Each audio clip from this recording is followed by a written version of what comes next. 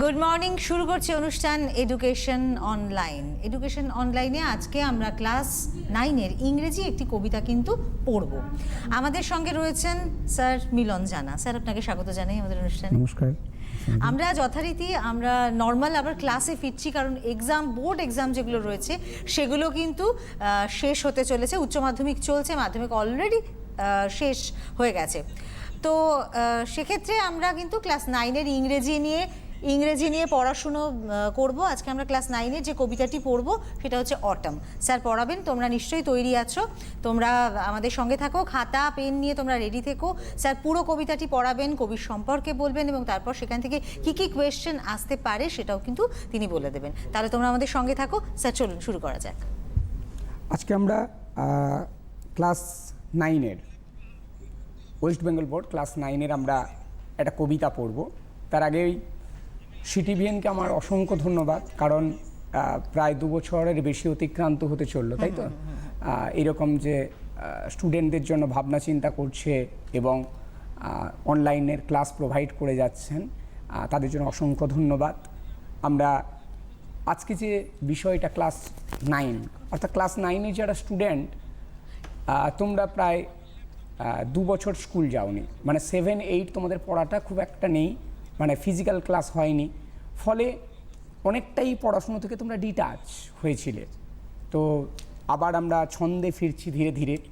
School খুলছে, আবার পরীক্ষা পদ্ধতি শুরু হচ্ছে, ফিজিক্যাল পরীক্ষা হবে, মানে পরীক্ষার হ্যাবিটটা তোমাদের চলে গেছে। মানে পরীক্ষা যে ফিজিক্যালি পরীক্ষা দিতে হয়, পরীক্ষার জন্য যে তোমাকে 1 ঘন্টা বা 1.5 ঘন্টা পরীক্ষা হলে বসতে হবে, এই চিন্তা ভাবনাটা তোমাদের অনেকটা মাথা থেকে নেই। তো অনেক বেশি করে তোমরা বাড়িতে প্র্যাকটিস করো এবং লিখে প্র্যাকটিস করো। লেখার প্রবণতা অনেক কমে গেছে, তাই লেখালেখি করে প্র্যাকটিসটা তোমাদের করতে হবে।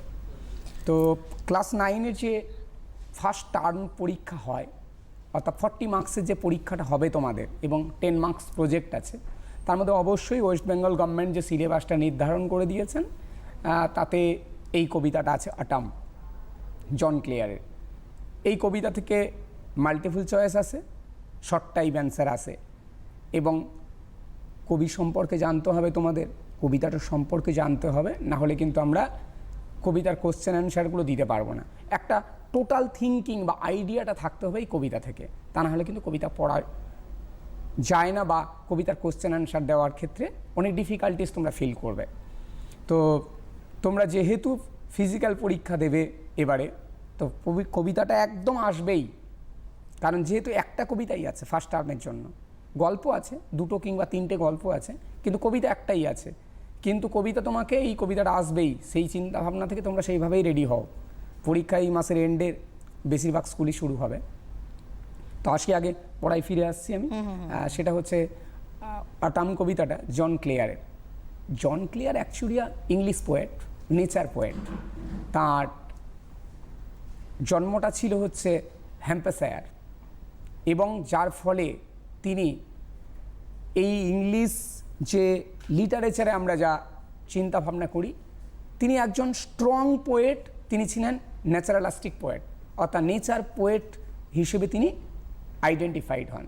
এবং তার পিরিয়ডে বা তার সমকালীন বা সেম এজ বা পরবর্তীকালেও তিনি একজন স্ট্রং ন্যাচারালিস্টিক পোয়েট বা নেচার পোয়েট হিসেবে ইংলিশ লিটারেচারে একটা স্থান দখল করে আছেন। He is a famous poet.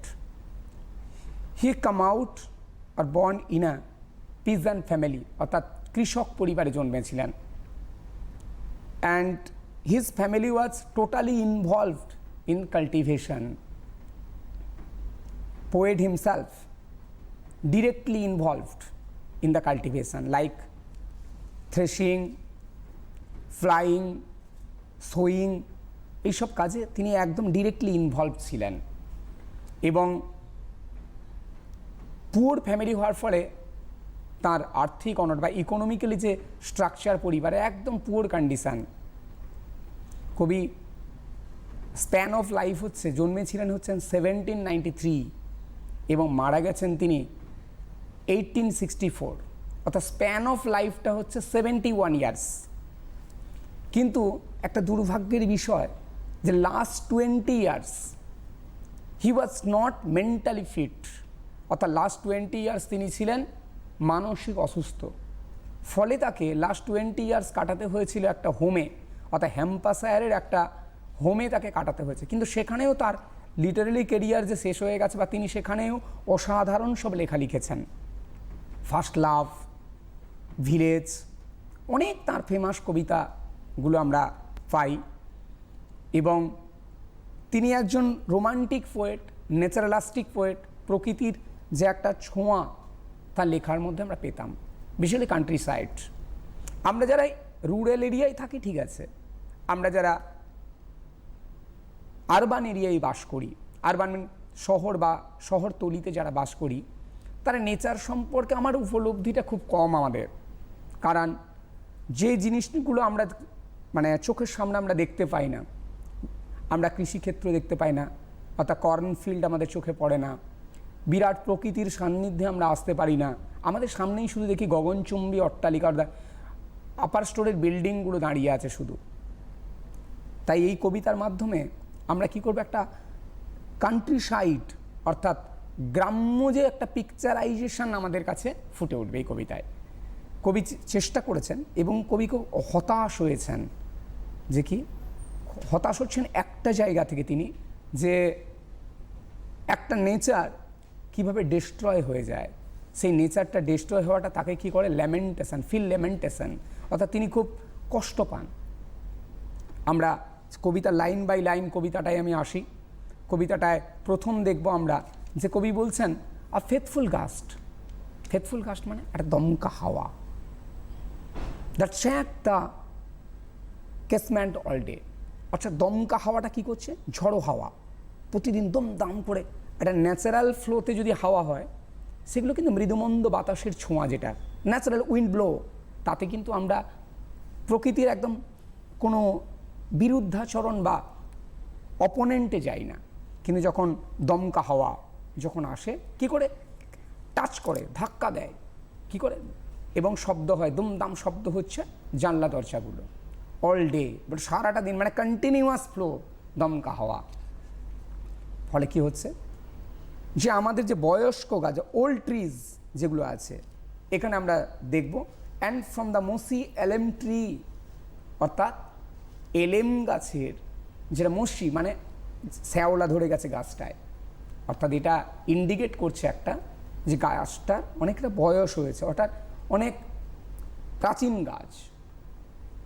মসি এলেম ট্রি থেকে কি হচ্ছে, faded the leaves, faded leaves takes away, অর্থাৎ দমকা হাওয়ায় কি হচ্ছে, পাতাগুলো ঝরে পড়ছে।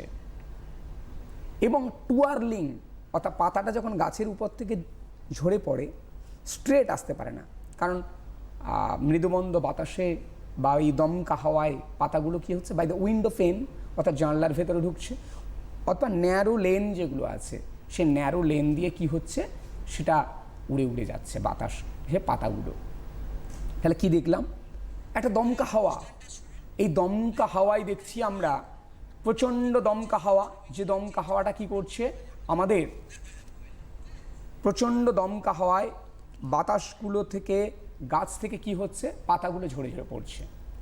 আর কি হচ্ছে, দমকা হাওয়ায় গাছের পাতাগুলো জানলা দিয়ে ঢুকে যাচ্ছে, প্রচণ্ড বাতাসে কি হচ্ছে, জানলাগুলো ভীষণ রকমের শব্দ তৈরি করছে। ফলে আমাদের যেটা হচ্ছে যে এই প্রকৃতির যে সান্নিধ্যে আমরা এলাম, একটা জেনারেল ওয়েতে যে পাতাগুলো দেখি বা জিনিসগুলো দেখি, সেটা হচ্ছে না।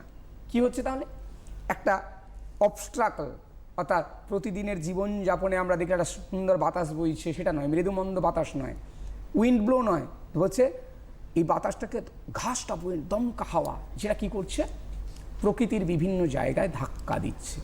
আর বলছে thousand of leaves takes away in the narrow lane. Thousands মানে সংখ্যায় হাজারটা পাতা নয়, অর্থাৎ huge amounts of faded leaves কি হচ্ছে, এই উইন্ডো কিংবা রাস্তা দিয়ে দিয়ে বয়ে বয়ে যাচ্ছে। ফলে এই ঝরা পাতা যেগুলো চারিদিকে, প্রকৃতির চারিদিকে ছড়িয়ে পড়ছে, যেটা আমরা গ্রাম্য পরিবেশে দেখতে পাই বা কান্ট্রি সাইড। কবি এই কবিতাটার মধ্যে একটা পিকচারাইজেশন যেটা করছেন সেটা হচ্ছে একদম রুরাল এরিয়া, গ্রাম্য এলাকার একটা পিকচারাইজেশন তার এই কবিতাটাই তুলে ধরছেন। অ্যাকচুয়ালি কবি তো ফার্মিং অর্থাৎ কৃষিক্ষেত্রের সঙ্গে একদম ডিরেক্টলি ইনভলভ ছিলেন। তার পিতা বোধহয় একজন ফার্মার ছিলেন এবং একদম নিডি ফ্যামিলি, যারা বাবা মা এবং ইলিটারেট। এবং তার রচনার মধ্যে কিন্তু মানে দুঃখটা, প্রকৃতি যেমন এসছে, সাফারিংসটাও কিন্তু এসছে। সাফারিংস একটা হচ্ছে একটাই কারণে, কারণ তিনি তো প্রকৃতিটাকে ভীষণ ভালোবাসেন এবং যখন দেখছে এই পাতাগুলো ঝরে পড়ছে এবং একটা ন্যাড়া গাছ বা দাঁড়িয়ে আছে, রুক্ষ গাছ, এই রুক্ষ প্রকৃতিটাকে তিনি ভালোবাসছেন না, মানে নেচারের সান্নিধ্যে থাকতে থাকতে নেচারটাকে এত বেশি ভালোবাসেন যে এই অ্যাকচুয়ালি প্রকৃতির যে দুঃখটা, মানে সেটা তো আমরা শুধু দেখতে পাই তার পাতা ঝরা ইত্যাদির মধ্যে দিয়ে, কিন্তু তার যে দুঃখটা আছে সেটা বোধহয় কবি কোথাও অনুভব করতে পেরেছিলেন। জেনারেল সেন্সে আমাদের তো সেন্সটা কম। যেরকম রবীন্দ্রনাথ 7 বছর বয়সে লিখলেন জল পড়ে পাতা নড়ে, অর্থাৎ আমার সামনে দিয়ে যদি আমার টর্নেডো বয়ে যায় একটা কবিতা মাথা থেকে বেরোয় না হয়তো, কিন্তু তার এই জানলায় 7 বছর বয়সে জানলা দিয়েছে, টুপ টুপ করে জল পড়ছে আর পাতা নড়ছে, তিনি কবিতা লিখলেন। অর্থাৎ কবিদের যে সেন্স অফ এবিলিটিটা অনেক বেশি, মানে সূক্ষ্ম দৃষ্টিভঙ্গি দিয়ে প্রকৃতিগুলোকে তারা একটা ছবি আঁকতে আরম্ভ করেন এবং সেই সূক্ষ্ম তুলির টানে এক একটা জায়গাটা পিকচার তৈরি হয়ে যায়। এক একটা লিখে যাচ্ছেন কবিতাটা, যে একটা পিকচার তৈরি করে যাচ্ছেন, তার জীবনধারার একটা প্রতিফলন তিনি দেখাতে চাইছেন এটাই। এবারে দেখছেন কি একটা সন্ধ্যা নামলো, বলছে, তারপরে বলছে আমি তো এটা সন্ধ্যা থেকে সকাল থেকে দেখলাম, আরও একটা জিনিস দেখতে ভালোবাসি, কি যে মৃদুমন্দ বাতাস বইছে আর I love to see the shaking twigs, অর্থাৎ ছোট ছোট গাছগুলো পাতাগুলো নড়ছে মৃদুমন্দ বাতাসের দোলা। কত পর্যন্ত তিনি দেখতে পান? Short of the eave. এই ইভ কথাটা পূর্ণ লেখা নেই, এটা হচ্ছে শর্ট ফর্মে, পোয়েটিক ফর্মে লেখা আছে। ইভ মানে ইভিনিং, অর্থাৎ সন্ধে নামার আগে পর্যন্ত, রাত যখন অন্ধকারটা নেমে আসবে তখন প্রকৃতিটা অন্ধকার হয়ে গেলে আর প্রকৃতির যেই এলিমেন্টসগুলো, গাছ পাহাড়, এগুলোকে আমরা দেখতে পাবো না, বলছে অন্ধকার হয়ে যাচ্ছে। তাই সন্ধ্যা নামার আগে পর্যন্ত তিনি কি দেখছেন? পাতাগুলো কি হচ্ছে? পাতাগুলো নড়ছে মৃদুমন্দ বাতাসের দোলায়। আর কি হচ্ছে দেখতে পাচ্ছেন? স্প্যারো, স্প্যারো মানে চড়ুই পাখিগুলো কোথায়? অন দ্য কটেজ রিগ, ওটা কুঁড়ি ঘরের চালার উপর কি করছে? কটেজের উপর কি করছে? ট্রিপিং নোটস, অর্থাৎ কিচিরমিচির করে ডাকছে সন্ধ্যেবেলা বিকেলবেলায়, আমরা গ্রাম্য পরিবেশে এটা দেখতে পাই। স্প্যারোগুলো কি করছে? ক্রিপিং হিজ নোটস, অর্থাৎ কিচিরমিচির করে গান করছে আর কুঁড়ে ঘরের চালার উপর। আর কি হচ্ছে? হুজ ক্রিপস, অর্থাৎ তার এই যে নোটস বা গানটা মেক বিলিভ, আমাদেরকে বিশ্বাস করায়। কি বিশ্বাস করায়? দ্য স্প্রিং হ্যাজ গন, বসন্ত চলে যাচ্ছে। আর বসন্তের ফুলগুলো কি? ফুলগুলোকে শায়িত রেখে যাচ্ছে। Flowers to lie in the summer's lap, অর্থাৎ এই যে আমরা অটামটা পড়ছি, শরৎকাল, তার আগে হচ্ছে আমাদের শীতকাল আর পরে হচ্ছে গ্রীষ্মকাল, তার মাঝখানে এইটা বলছি। যখন শীতকাল প্রকৃতি খুব সেজে থাকে, ফুলে ফলে ভরে ওঠে প্রকৃতি, আবার শরৎকাল ফেড হয়ে যায় আর রুক্ষতা দেখা দেয় সামার আসে যখন। এবারে ফলেও দাঁড়াচ্ছে কি, এই যে সামার সিজনটার হাতে যখন স্প্রিংটা বিদায় নেবে বা অটামটা চলে যাবে, অটামটা কি করছে? স্প্রিংটা বা অটামটা কি করছে? সামারের হাতে তার ফুলগুলোকে শায়িত রেখে বিদায় নিচ্ছে। অর্থাৎ বসন্তটা বিদায় নিচ্ছে, শরৎটা বিদায় নিচ্ছে নীরবে, কিন্তু চলে যাওয়ার আগে তার ব্যাটনটা তুলে দিয়ে যাচ্ছে কার? সামারের হাতে। আর বলছে কি, ক্রিপ, অর্থাৎ চড়ুই পাখিগুলো কিচিরমিচির করছে সন্ধেবেলায় কোথায়? কটেজ রিক, কুঁড়ে ঘরে চালার উপরে। আর মৃদুমন্দ বাতাসের দোলায় কি হচ্ছে? মৃদুমন্দ বাতাসটা কি করছে? শেকিং টুইক্স, ছোটো ছোটো পাতাগুলো নড়ছে। আর কবি বলছে আমাকে দারুণ প্রাণবন্ত। কুমুদরঞ্জন মল্লিকের একটা কবিতা ছিল যে একই ধরনের একটা উপমা দিয়ে কুমুদরঞ্জন মল্লিক এই কবিতাটা অনেক একটা গাইড নিয়েছেন, তার একটা লেখা আমাদের মনে পড়ে যে আমরা ঘাসের ছোট ছোট ফুল, হাওয়াতে দোলাই মাথা, তুলনা মোদের দোলনা পায়ে, ছেঁড়ো না নরম পাতা। অর্থাৎ তিনিও দেখছেন মৃদুমন্দ পাতাগুলো খুব নড়ছে মৃদুমন্দ বাতাসের দোলায়। আর এই কবিতায়ও আমরা দেখছি কবি একদম একটা সেম ডেসক্রিপশান দিচ্ছেন যে প্রকৃতির মৃদুমন্দ বাতাসে আমাকে খুব টানে, আমি খুব আকৃষ্ট হই, সেই আকর্ষণটা আমার হৃদয়ের কিন্তু সেটা আমি আর সবসময় দেখতে পাই না। কারণ কি, টিল দ্য ইভস অর্থাৎ ইভিনিং যখন শাটডাউন মানে শাটার টেনে দিয়ে আমরা বন্ধ, ক্লোজড হয়ে যায়, অর্থাৎ সন্ধে যখন নেমে আসে প্রকৃতির এই দৃশ্যটা কি হয়ে যাচ্ছে, বন্ধ হয়ে যাচ্ছে। বলছে, তারপরে বলছে I love to see the cottage smoke মানে আমরা জানি ওই যে ধোঁয়া, অর্থাৎ রান্না যখন হয় তখন হয় এই ধোঁয়াগুলো ঘরের ভেতর থেকে বেরোচ্ছে, আর সেই ধোঁয়াগুলো কি হচ্ছে, চিমনির ভেতর দিয়ে বেরিয়ে আপওয়ার্ড অর্থাৎ উপরের দিকে উঠে যায় কিসে, আপওয়ার্ড অর্থাৎ নেকেড ট্রিজ, ঝরা পাতাগুলো ঝরে গেছে গাছ থেকে, এবং সেই ঝরা পাতা দিয়ে আবৃত হতে হতে মানে ওই নেকেড ট্রিটাকে সার্কেল করে করে করে করে উপরে উঠছে, আপওয়ার্ড উপরে উঠে যাচ্ছে। কবি বলছে এগুলো আমি দেখি, অর্থাৎ কবির সূক্ষ্ম দৃষ্টি, অর্থাৎ কবির যে আইজ, মাইন্ড, একদম পয়েন্ট অফ ভিউ, ছোটো ছোটো জিনিসগুলোকে প্রকৃতির তুলে ধরছেন এই অটামের যে সূক্ষ্ম দৃষ্টিগুলো কবি সুন্দর তুলির টানে যেন ছোঁয়ায় সুন্দর করে একটা পিকচার তৈরি হচ্ছে আমাদের কাছে। তাহলে কি দেখছি, প্রথম থেকে একটা ফেথফুল ঘাস্ট অর্থাৎ দমকা হাওয়া এলো, দরজা জানলাগুলোকে একদম নাড়িয়ে দিয়ে গেল, সারাদিন ধরে চলছে দমকা হাওয়া। মসি এলএম ট্রি ফেডেড লিভস অ্যাওয়ে, অর্থাৎ ছোটো ছোটো গাছ থেকে কি হচ্ছে, মসি এলএম ট্রি, মসি মানে একদম শ্যাওলা ধরে গেছে, সেই গাছ থেকে পাতাগুলো ঝরে পড়ছে, আর কি হচ্ছে, সেই পাতাগুলো উইন্ডো প্যান, ন্যারো লেন্স উড়ে উড়ে যাচ্ছে।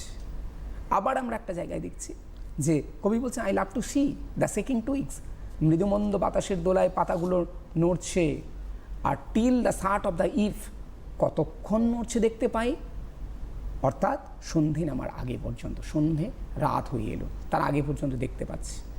Sparrow on the cottage rick creeps is notes, অর্থাৎ কিচিরমিচির করে ডাকছে কে, চড়ুই পাখিগুলো, আর কি করছে, এবং এই যে চড়ুই পাখির কিচিরমিচির ডাক মেক বিলিভস যে এই অটাম, স্প্রিং এগুলো বিদায় নিচ্ছে, আর কি সামার্স ল্যাপ অর্থাৎ সামারের কোলে কি করছে, লাই ফ্লাওয়ারগুলোকে রেখে চলে যাচ্ছে, অর্থাৎ ঝরা পাতা, ফুল সব ঝরে গেছে সামারের জন্য, সামার আসছে, অটামটা তার কাছে রেখে দিয়ে চলে গেল।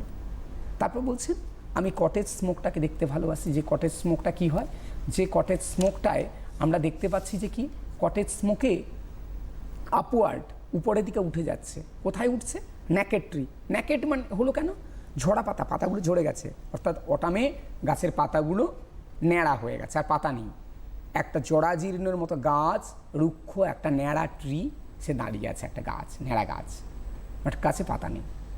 এর ফলে কি হলো, আমরা মানে এই দৃষ্টিশক্তি দিয়ে দেখছেন ছোটো ছোটো জিনিসগুলো। তারপরে বলছেন কি, পিজেন্টস মানে পায়রাগুলো কি করছে, নেস্টেল রাউন্ড দ্য কোট, তার বাসার চারিদিকে যে নেস্ট, তার বাসার চারদিকে ঘুরছে বৃত্তাকারে। অন ডাল নভেম্বর ডেজটা ডাল মনে হচ্ছে মানে কাজ নেই, একদম নিঃসঙ্গ, তাই অলসভাবে ঘুরে বেড়াচ্ছে পিজেন্টসটা, কোথায়, বাসার চারদিকে। আর কি হচ্ছে, যে দ্য কক অন দ্য ড্রাং হিল, অর্থাৎ গোবরের স্তূপের উপর কে আছে, কাকগুলো কি করছে, চিৎকার করছে, ডাকছে।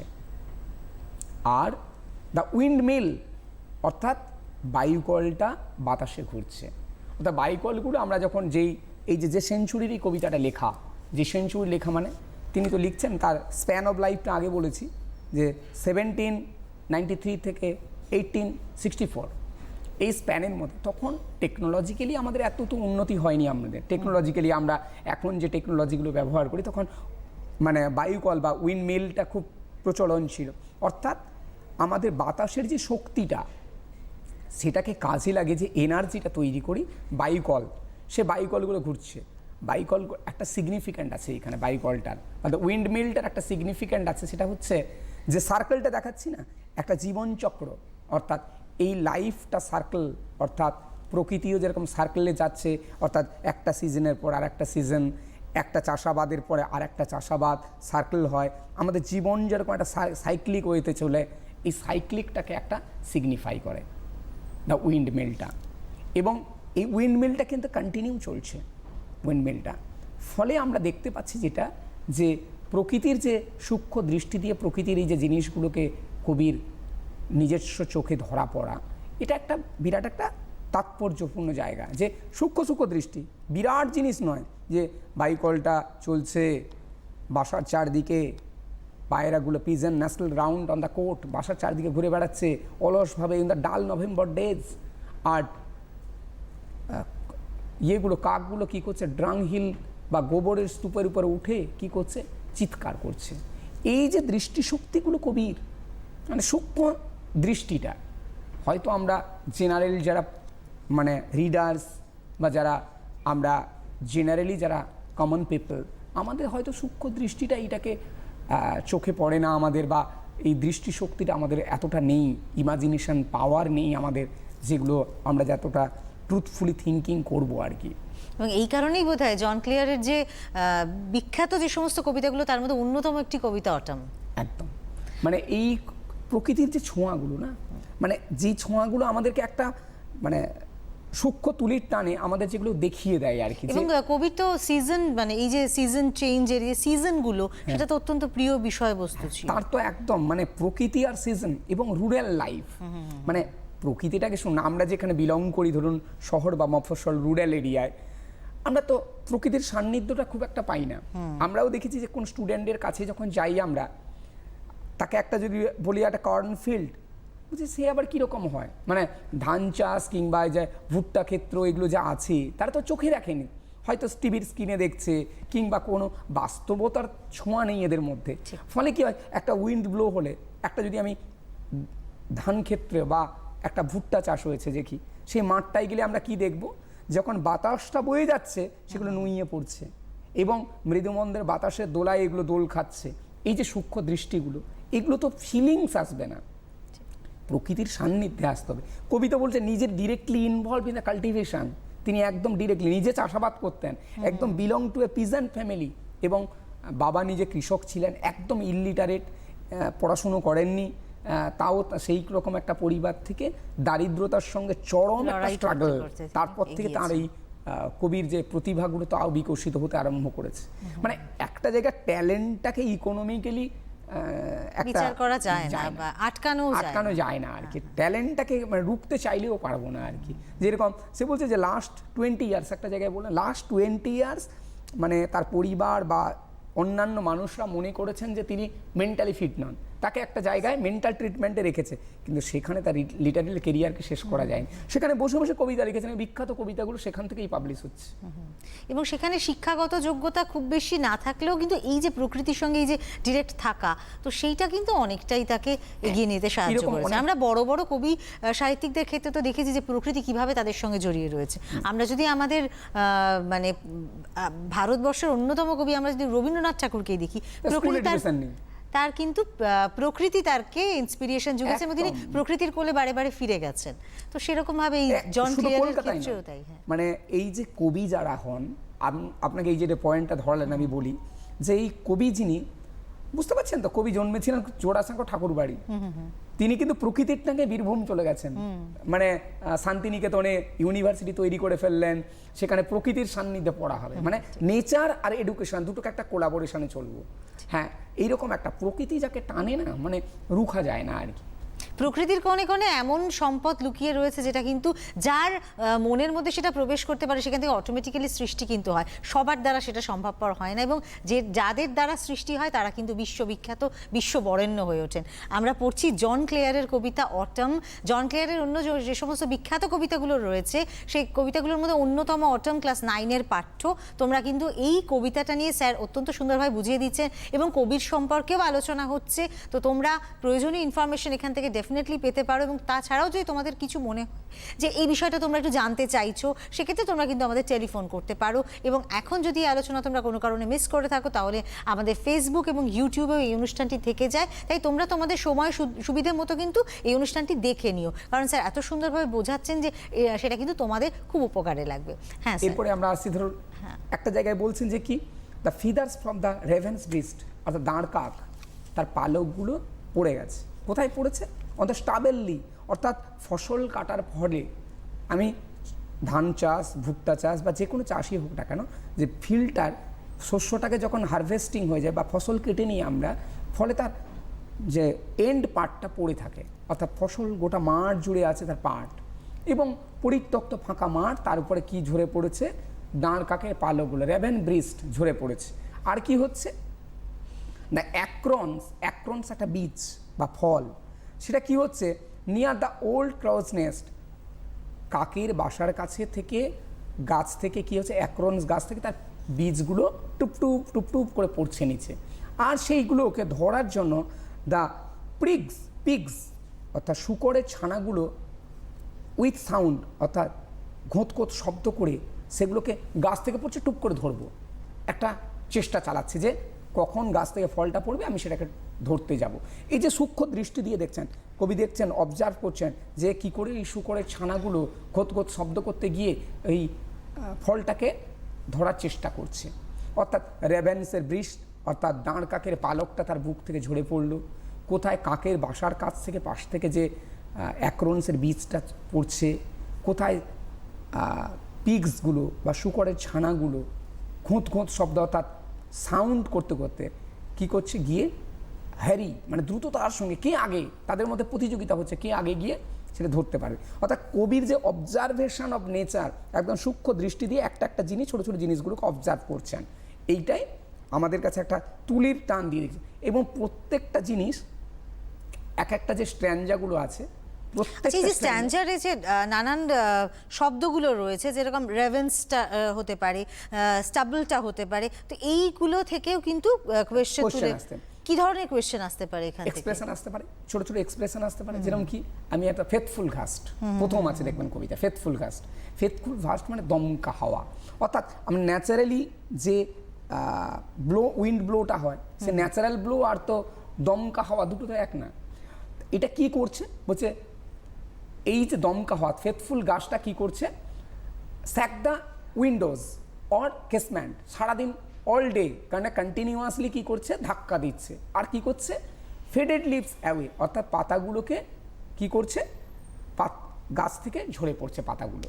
আরও একটা জিনিস হচ্ছে যে এই পাতাগুলোকে twirling by the window pane and কি করছে, এবং টুয়ার্লিং একটা যে টার্ম আছে, টুয়ার্লিং কথা হচ্ছে একটা পাতা গাছ থেকে পড়লো, স্ট্রেট পড়বে না তো, টুয়ার্লিং মানে হচ্ছে মুভিং, মানে কাঁপতে পড়ছে। কোন প্যারাগ্রাফে আছে?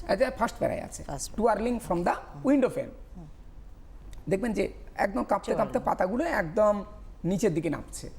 আবার এই ওয়ার্ডগুলো কিন্তু তোমরা আন্ডারলাইন করে নিতে পারো, এবং এইগুলো কিন্তু তোমরা নানাভাবে এগুলো কোয়েশ্চেন আসতে পারে, এবং কীভাবে কোয়েশ্চেন আসতে পারে স্যার কিন্তু সেটাই আমাদের বলছেন। এইবারে আবার পরে একটা স্ট্যান্ডায় আমরা দেখছি, what does the poet love to see, কি দেখতে ভালোবাসেন, যে বলছে সেকিং টুইগস অর্থাৎ ছোটো ছোটো টুইগস মানে ছোটো ছোটো চারা গাছ, সেকিং টুইগসগুলোকে দেখতে ভালোবাসেন। শার্ট অফ দ্য ইভ কথার অর্থ কি, ইভিনিং, অর্থাৎ সন্ধে নামার আগে পর্যন্ত তিনি কি বলছেন, শার্ট অফ দ্য ইভ অর্থাৎ সন্ধে নামার আগে পর্যন্ত তিনি এটাকে দেখতে ভালোবাসেন। ফলে অর্থাৎ সন্ধে নেমে গেলে আর এই সেকিং টুইগস হোক আর দমকা হোক আমরা চোখে দেখতে পাবো না, আর তার যে অ্যাক্টিভিটিসগুলোকেও চোখে দেখতে পাবো না, কারণ অন্ধকারটা, ডার্কনেস সব কিছুকে হারিয়ে যায়, সব কিছু হারিয়ে যায়। আবার আমরা দেখতে পাবো যে কি, ক্রিপিং অন দ্য যে স্প্যারোগুলো আছে, স্প্যারোগুলো সন্ধেবেলায় চড়ুই পাখিগুলো কী করছে, ক্রিপিং অন দ্য কটেজ রিক অর্থাৎ কুঁড়ে ঘরে চালার উপর সে কী করছে, কিচিরমিচির করছে। এই চিন্তাভাবনাগুলো, এরপরে আমাদের একটা চিন্তাভাবনা আসে গোটা কবিতা জুড়ে, অর্থাৎ এন্টায়ার পোয়েমে আমরা কোথাও অটাম শব্দটা পাইনি, অথচ কবি নাম দিয়ে গেলেন কবিতাটা অটাম। একটা সারপ্রাইজিং জিনিস যে গোটা কবিতাটা পড়ে ফেললাম, একটা ওয়ার্ড খুঁজে পেলাম না, অটাম শব্দটা, একটা word we can't find the entire poem, but the poet given the title autumn. এর কারণ হচ্ছে কবি একটা স্টাইল ফিল করেছেন যে কি, আমি আমার এই টাইটেলটা যে দেবো, একটা রিডার্সদের কাছে এই বার্তা যাবে, এই রিডার্সরা যারা পাঠক তারা পড়বে, অটাম সম্পর্কে পড়বে, কিন্তু অটাম তার আগে যে ফিল করুক যে অটাম বলছি, কিন্তু আমার গোটা কবিতাটা, এন্টায়ার কবিতাটা আমি অটাম ওয়ার্ডটা ইউজ করব না, তার অটামের যে ডেসক্রিপশানটা আমি দিয়ে যাব, টোটাল যে অটামের অ্যাক্টিভিটিসগুলো, প্রকৃতির অ্যাক্টিভিটিসগুলো বা নেচারের অ্যাক্টিভিটি বা রুরাল লাইফের যে অ্যাক্টিভিটিগুলো তিনি একটা একটা করে দেখিয়ে গেছেন, কিন্তু অটাম একটা বারের জন্য তিনি কবিতার এন্টায়ার পোয়েমের তিনি ইউজ করেননি। ফলে এই কবিতাটায় টাইটেলটা যে একদম justified, the title is appropriate. এবং পরে আমরা দেখছি যে একটা জায়গায় ছোট্ট করে একটা জায়গায় দেখছেন যে কি করে হচ্ছে, যে আপওয়ার্ড হচ্ছে কি আপওয়ার্ড হচ্ছে, স্মোক। যদি আমরা গ্রাম্য রুরাল লাইফে দেখি আমাদের যে কুকিং সিস্টেম অর্থাৎ রান্নাবান্নাগুলো, তখন আমরা দেখতে পাবো উনুনে রান্না হয়, অর্থাৎ ফলে কী হয়, ধোঁয়াটা তৈরি হয়। সেই ধোঁয়াটা কী হবে, আপওয়ার্ড, মানে মানে সায়েন্স বলে যে ধোঁয়াটাকে তো আমি আটকে রাখতে পারি, উপরের দিকে উঠবে। এবং সেটা একটা কন্ডিশন, সেটা কাকে আঁকড়ে ধরে উঠছে আর কি। বলছে গাছটা যখন ন্যাড়া গাছ, অর্থাৎ যে পাতাগুলো ঝরে গেছে গাছগুলোর, সেই গাছগুলোকে আঁকড়ে ধরে গাছগুলো কি হচ্ছে, গাছগুলোকে আঁকড়ে ধরে উপরে উঠছে কি ওই ধোঁয়াগুলো। পরে আমরা দেখছি একটা পিজন্স বা পায়রাগুলো অলসভাবে ঘুরে বেড়াচ্ছে তার বাসার চারদিকে। কখনো দেখছি ডাল নভেম্বর ডেজ, একটা জায়গায় আছে ডাল, অর্থাৎ এই নভেম্বর মাসটা যেন ইন্সপায়ারিং করে না আমাদের, মানে অলসভাবে সব কিছু প্রকৃতির যখন প্রকৃতির যে এলিমেন্টসগুলো, গাছ পাখি, আমরা প্রকৃতির মাঝখানে আমরাও আছি। আমাদের এই যে ডাল নভেম্বর ডেজটা মানে আমাদের এক্সপ্রেশনলেস, অর্থাৎ আমরা এই দিনগুলোতে না অলসভাবে সময়টাকে কাটিয়ে দিই, অবজার্ভ করতে চাই অলসভাবে। কবির চোখে ধরা পড়ছে যে এই আমরা কবির যেই সময়টাকে বলছেন, অবজার্ভ করছেন, যে নভেম্বর ডেজগুলোর যে টাইমগুলোকে কবির কাছে মনে হচ্ছে এগুলো ডাল। কারণ এই টাইমটা কবি কখনো কখনো অবজার্ভ করতে গিয়ে দেখেছেন অ্যাক্টিভ নয়, মানে প্রকৃতির গাছ কিংবা আমরা যে সমস্ত পশু পাখিগুলো দেখছি নামগুলো, তারা অলসভাবে জীবনযাপন করে কাটিয়ে দিচ্ছে। আবার কখনো দেখছি ড্রাংহিল অর্থাৎ গোবরের স্তূপের উপর কী করছে, উঠে কাক চেঁচাচ্ছে জোরে জোরে, অর্থাৎ প্রকৃতির আর একটা এলিমেন্টস, সেই এলিমেন্টসটা তার এই চোখে ধরা পড়ছে। এর ফলে এখানের এই কবিতার যে এক্সপ্রেশনগুলো আসছে, ড্রাংহিল আসে, উইন্ডমিল আসে, এইগুলো। আর একটা জায়গায় বলছেন কবি একদম সূক্ষ্ম দৃষ্টি দিয়ে দেখছেন যে গাছ থেকে অ্যাক্রন্স বীজটা পড়লো, অ্যাক্রন্সের বীজটাকে ধরার জন্য তীব্র বেগে অর্থাৎ হারিডলি কি হচ্ছে, ছুটে যাচ্ছে কে, পিগস, এবং তাদের নিজেদের মধ্যে প্রতিযোগিতা আছে। সেই প্রতিযোগিতায় কি হচ্ছে, সে ধরার জন্য কি হচ্ছে। স্যার একটু থামাচ্ছি, একটা ফোন আছে। হ্যাঁ, হ্যালো হ্যালো স্যার, আমার একটা প্রশ্ন আছে, সেটা হলো why is the poem autumn call nature poem?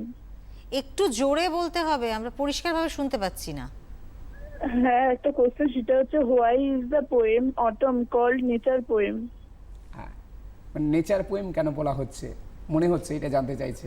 আচ্ছা, অটামটাকে কেন আমরা নেচার পোয়েম বলছি। ওকে, ঠিক আছে, শুনতে থাকো। ধন্যবাদ টেলিফোন করার জন্য। হ্যাঁ, আমরা এই যে গোটা এন্টায়ার, আমি ওরই উত্তরটা দিয়ে দিই আগে, আবার ভুলে যাবো কখন। যে এন্টায়ার যে পোয়েমটা আমরা পড়লাম from the beginning to end, এবং কবির সম্পর্কে ডেসক্রাইব করতে গিয়ে আমি বলেছি যে এই যে পোয়েমটা তিনি লিখছেন, তিনি অ্যাকচুয়ালি একজন নেচারালিস্টিক পোয়েট বা নেচার পোয়েট। ফলে এই কবিতাটার তার প্রকৃতির যে ডেসক্রিপশানগুলো তিনি প্রথম থেকে দিয়ে গেছেন। প্রথমে সেকিং টুইক্স, কিংবা আরেকটা জায়গায় আছে মসিএলএম ট্রি মানে শ্যাওলা ধরা গাছ, মানে এত সূক্ষ্ম দৃষ্টি, গাছটা শ্যাওলা ধরা, মসিএলএম ট্রি, অর্থাৎ গাছটা আরও একটা সিগনিফাই করে, গাছটা হচ্ছে অনেক পুরনো বা বৃদ্ধ গাছ। এই গাছগুলো কি করছে, তাকে একটা এক্সপ্রেশন দেওয়ার জন্য কাজ করছে, তার যে প্রকৃতির ছোটো ছোটো জিনিসগুলোকে তিনি কখনো চড়ুই পাখি কী করছে, ক্রিপ অন দ্য কটেজ রিক, এই যে ছোটো ছোটো জিনিসগুলো প্রকৃতির, সবগুলো তিনি কি করছেন, ডেসক্রাইব করছেন। নেচারের description from the beginning to end of the poem আমরা দেখতে পেলাম যে প্রকৃতির সব বর্ণনাগুলো এই কবিতার মধ্যে তিনি দিয়ে গেছেন। তাই এটাকে, এর বাইরে কিছু নেই, প্রকৃতি ছাড়া, এই নেচার ছাড়া এই কবিতার একটাও কোনো বাইরে ডেসক্রিপশন নেই। আর একটা টেলিফোন আছে, একটু নিয়ে নিই। হ্যালো, কোনো কারণে হয়তো যোগাযোগ বিচ্ছিন্ন হয়ে গেছে। হ্যাঁ, এবং from the beginning to end আমরা একদম দেখছি যে কবিতার নেচারের বর্ণনা দিয়ে গেছেন কবি। এছাড়াও কবির যে ছোট ছোট দৃষ্টিশক্তিগুলো এই কবিতার খুব কাজে লাগে, এবং আমাদের প্রকৃতির সম্পর্কে যে একটা ধারণা, অর্থাৎ আমরা যে জায়গায় বাস করি বা আমাদের যে প্রকৃতির সম্পর্কে উপলব্ধিটা, ফিলিংস অফ নেচার, এটা আসে না। আমি হয়তো গিয়ে একটা জায়গায়, ভালো জায়গায় গিয়ে বেরিয়ে আসতে পারি, বা আমার আজকে মনে হলো একটা পার্কে দেখে এলাম, এটা হচ্ছে আর্টিফিশিয়ালিজম। আর্টিফিশিয়াল আর নেচার, এই দুটোর মধ্যে একটা ডিফারেন্স আছে। তাহলে তো মানুষ একটা পার্ক তৈরি করে ফেললাম দিয়ে একটা ভাববো যে একটা নেচার তৈরি করলাম, হয় না।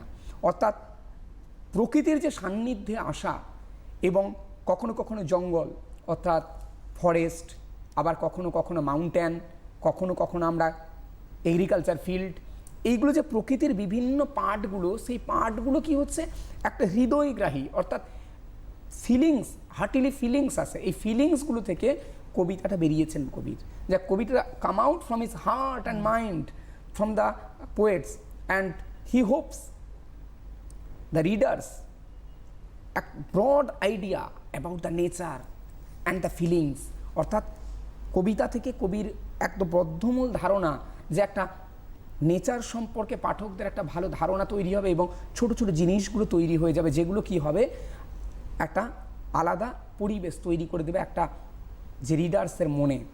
এবং আরও একটা জায়গায় আমরা দেখতে পাচ্ছি কিছু কিছু প্রাণীর নাম তিনি উল্লেখ করে গেছেন, পরীক্ষা প্রায়ই আসে, যেটা কি কি পাখি আর কোনো অ্যানিম্যালের নাম আছে কিনা। আমরা দেখে গেলাম প্রথম থেকে কি কি আছে। স্প্যারো আছে, এবং দ্য কটেজ রিক অর্থাৎ চড়ুই পাখি আছে, পিজন স্পাইরা আছে, তার রেভেন্স দাঁড়কাক আছে, আর আছে ক্রো কাক আছে।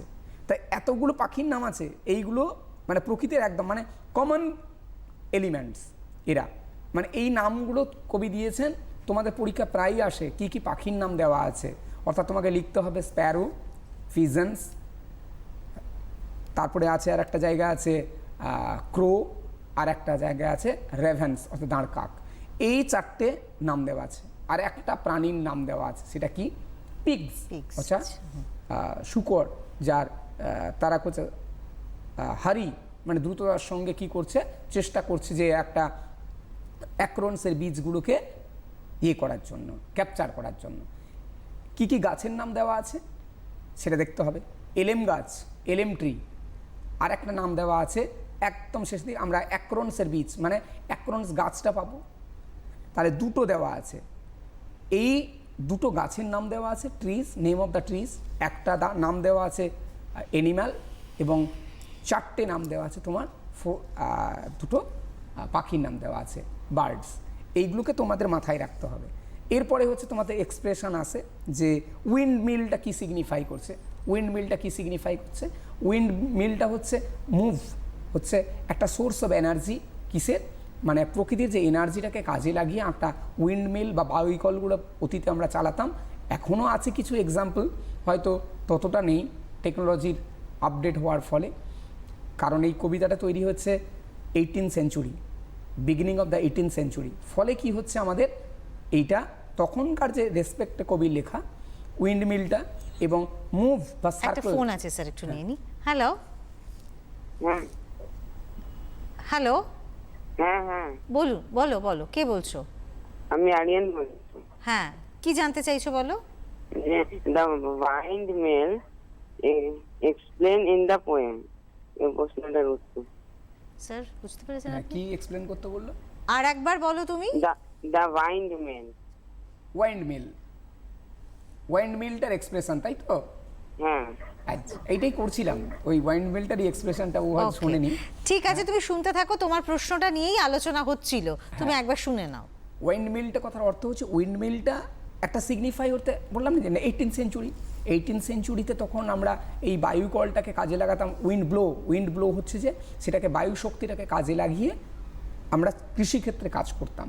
অর্থাৎ কাল্টিভেশনের জন্য যে কালেক্ট করতে হতো, ওয়াটার কালেকশন করা হতো এই বায়ুকলটাকে কাজে লাগিয়ে, এনার্জি সোর্স। কিন্তু এখন আর নেই, পাম্পিং সিস্টেম সব টেকনোলজির দুনিয়ায়। কিন্তু এইটা তো আমাদের 18th সেঞ্চুরির বিগিনিং পার্ট অফ দ্য এই পোয়েমসটা। ফলে কি হচ্ছে, এই যে কবিতাটার আরও একটা সিগনিফিকেশন আছে, এই যে সার্কেল অর্থাৎ মুভমেন্ট, সেই মুভমেন্টটা কিসের সিগনিফাই করছে? Life circle.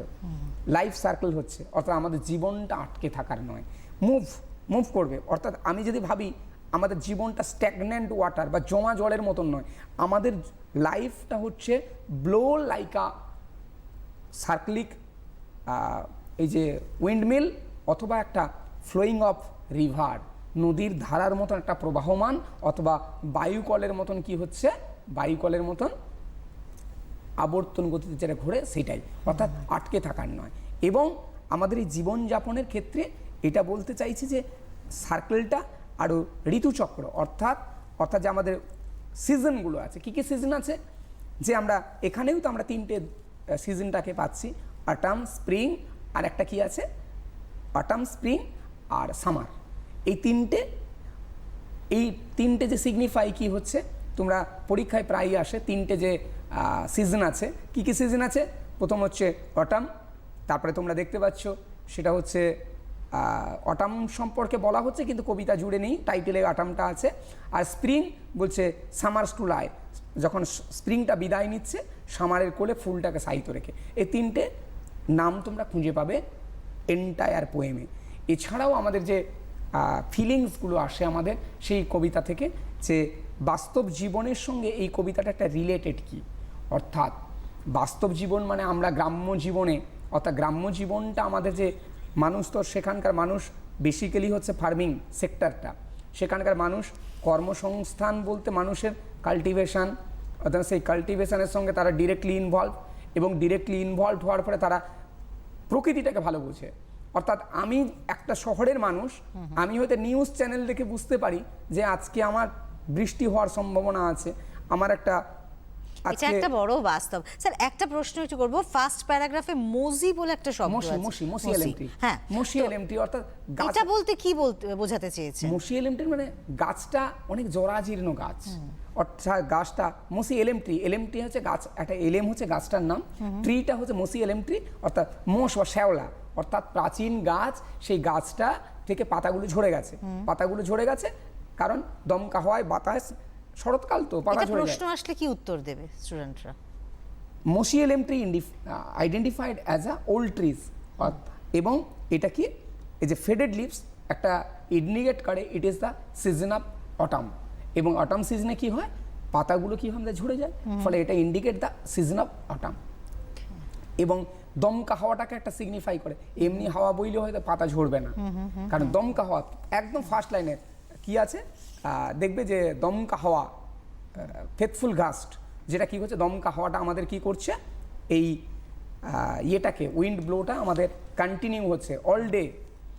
এবং এই যে জীবনযাপনের ক্ষেত্রে আমরা যেটা দেখলাম যে সারাটা লাইফ যে মানুষগুলো কাটাচ্ছে গ্রাম্য জীবনে, অর্থাৎ কান্ট্রি লাইফে, কান্ট্রি সাইড থাকে যারা, কান্ট্রি সাইড মানে হচ্ছে একটা রুরাল এরিয়া, গ্রাম্য জীবনযাপন যারা করে, তাদের ক্ষেত্রে যে জীবনযাপনের উপলব্ধিটা, শহরে মানুষদের যে জীবনযাপনের উপলব্ধিটা একটা আলাদা, অর্থাৎ গ্রাম্য জীবনযাপনটা ফিলিংসটা হচ্ছে প্রকৃতিকে একদম তারা মানে বাই হার্ট তারা চেনে।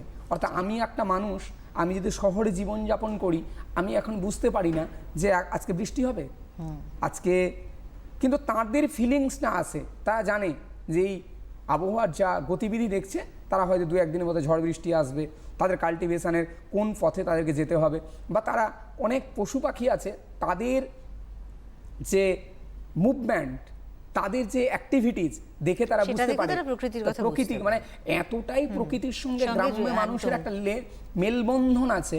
দে আর আইডেন্টিফাইড দ্য স্টর্ম বা ঝড় উইল কাম উইথিন 2 days, তারা বলে দিতে পারে। আর একটা প্রশ্ন একটু জানতে চাইবো, why are the leaves faded, এই প্রশ্নটা যদি আসে তাহলে অর্থাৎ একটা সিজন আছে, আমরা যখন জানি একটা বছরে একটা নির্দিষ্ট সিজন বা পার্টিকুলার সিজন যেখানে কি হয়, পাতাগুলো ফেড হয়ে যায়, সেটা হচ্ছে অটাম। এবং অটাম গাছটা থেকে পাতাগুলো হচ্ছে এজ, অর্থাৎ আবার নতুন এই পাতাগুলো ঝরে গেলে কি হবে, আবার নতুন পাতা, অর্থাৎ আবার একটা নতুন করে অঙ্কুরিত হবে পাতাগুলো, অর্থাৎ ফেড হয়ে পাতাগুলো ঝরে যায় আর কি। ফেডেড লিভস মানে এই পাতাগুলো হচ্ছে অটাম সিজনটাকে আইডেন্টিফাই করছে, অটাম মানে যে সিজনে পাতাগুলো কি হয়ে যায়, ফেডেড হয়ে যায়, এবং কি হয় সেখান থেকে পাতাগুলো লিভস অ্যাওয়ে ছেড়ে চলে যায়, ফলে আবার নতুন করে পাতাটা গজাতে শুরু করবে আর কি। এই একটা যে প্রকৃতির যে খেলা, অর্থাৎ আমরা জানি যে আবার পাতাটা গজাবে, আবার পাতাটা নতুন করে তৈরি হবে, আবার নতুন করে প্রকৃতি সেজে উঠবে, সেই ওয়েট করতেও থাকে।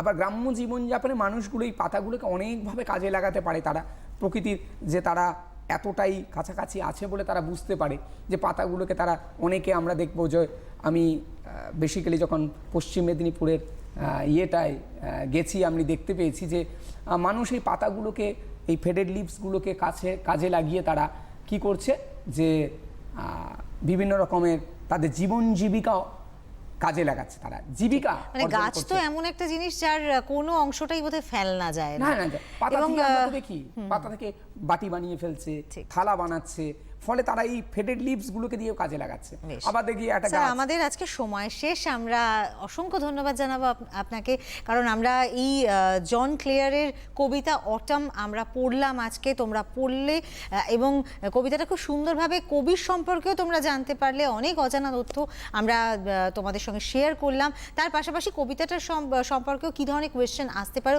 সেটা নিয়েও কিন্তু স্যার তোমাদের বুঝিয়ে দিলেন। আশা করি তোমরা খুব উপকৃত হলে। কেমন লাগলো ডেফিনেটলি আমাদের জানাবে। এবং আমাদের এই এডুকেশন অনলাইন এই অনুষ্ঠান প্রত্যেকদিন ঠিক সকাল 9:40 হয়ে থাকে তোমাদের জন্য, শুধুমাত্র তোমাদের জন্য। তাই তোমরা আমাদের সঙ্গে থেকো। আজকের মতো অনুষ্ঠান এখানেই শেষ করব। তোমরা মন দিয়ে পড়াশুনো করো। নমস্কার।